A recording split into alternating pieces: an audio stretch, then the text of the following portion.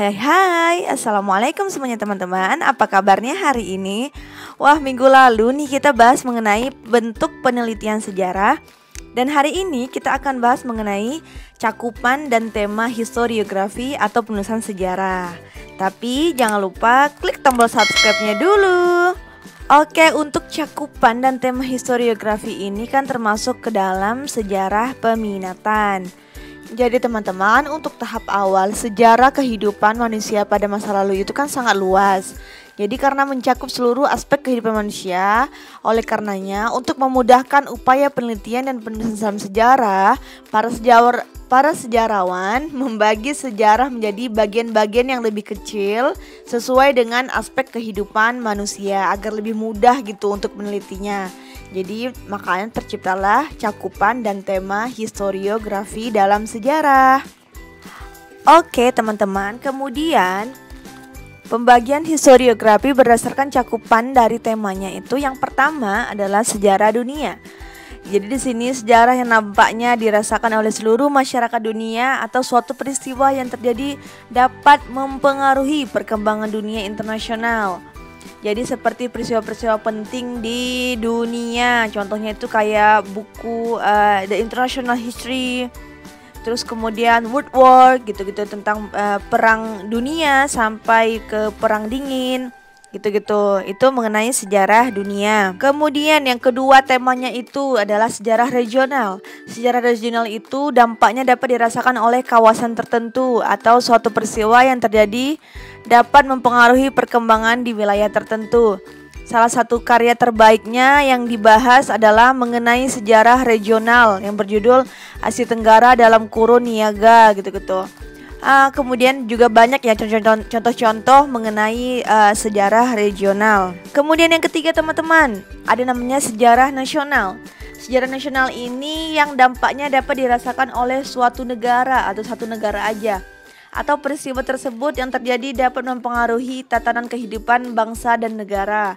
Salah satu contohnya itu buku atau historiografi yang bertema nasional karya Radcliffe. Ini dia bukunya yang berjudul Sejarah Indonesia Modern 1200 sampai 2008. Anak-anak sejarah pasti sangat terkenal dengan buku ini atau malah pasti punya buku ini. Kemudian teman-teman, yang keempat yaitu sejarah lokal. Sejarah lokal itu yang dampaknya hanya dirasakan oleh suatu daerah tertentu saja atau peristiwa yang terjadi hanya berpengaruh pada suatu daerah tertentu saja dan tidak menyebar ke daerah lain. Contohnya itu historiografi yang membahas mengenai kondisi di suatu daerah tertentu seperti gejolak revolusi atau tentang medan area gitu, pertempuran medan area dan segala macamnya gitu-gitulah. Itu contoh dari macam-macam pembagian historiografi atau penulisan sejarah berdasarkan cakupan dari temanya. Oke teman-teman, kemudian ada beberapa tema dari sejarah tematis. Yang pertama yaitu sejarah sosial. Sejarah sosial biasanya bercerita tentang masyarakat secara keseluruhannya sebagai bentuk sosial atau sebagai struktur dan ataupun proses. Salah satu karya besar mengenai sejarah sosial di Indonesia yang berjudul Bison Resolve of Banten in 1818, tulisan Sartono Kartodirjo. Tahu ya siapa Pak Sartono Kartodirjo? Ini dianya orangnya. Beliau adalah salah satu sejarawan yang sangat terkenal di Indonesia. Kemudian teman-teman, yang kedua ada namanya sejarah politik. Sejarah politik ini biasanya menceritakan tentang hal-hal yang berkaitan dengan masalah politik. Salah satu contohnya itu tulisan mengenai sejarah politik yang berjudul mengenai puncak kekuasaan Mataram karya H.J. de Graaf.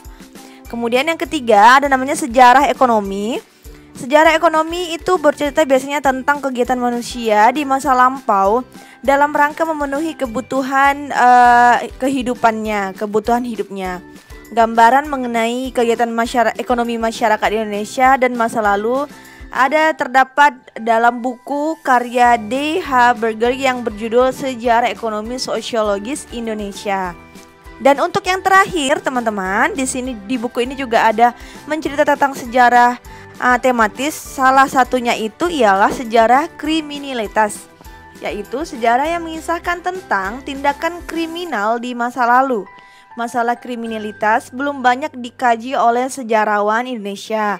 Namun, terdapat sebuah karya besar teman-teman mengenai kejadian ini. Karya tersebut diberi judul dengan judulnya Bandit-Bandit di Jawa, Studi Historik 1850 sampai 1942 yang ditulis oleh Profesor Suhartono. Beliau juga adalah salah satu sejarawan yang terkemuka di Indonesia. Nah gitu teman-teman, singkat banget untuk kali ini. Itu adanya cakupan dan tema historiografi atau penulisan dalam sejarah. Terima kasih untuk kamu teman-teman yang sudah nonton video ini sampai sejauh ini dan support aku dengan cara subscribe dan like video-video aku. Thank you teman-teman. Semoga kebaikan kalian juga dibalas oleh Allah yang Maha Esa. See you next video. Bye bye. Assalamualaikum.